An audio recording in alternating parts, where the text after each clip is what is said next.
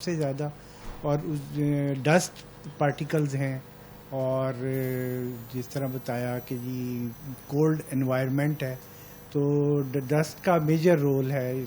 अक्सर पेशेंट्स में देखने में आया है कि ज़्यादातर उनके जब एलर्जी टेस्ट करवाए जाते हैं तो ज़्यादातर लोगों में डस्ट पार्टिकल से, डस्ट माइट्स जो होती हैं उनकी वजह से जो है तो उन्हें अस्थमा क्या किया जाए? मास्क वगैरह अप्लाई किया जाए? यही है, जो ख़वातीन घर में सफाई वगैरह कर रही होती हैं तो उस वक्त उन्हें मास्क लाजमी पहन के जो है सफाई करनी चाहिए ताकि कम से कम हो।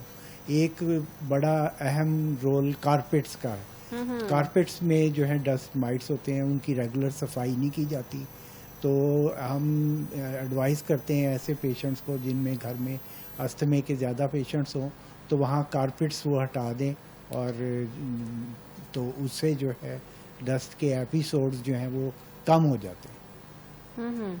और छोटे बच्चों को किस एहतियात की ज़रूरत है?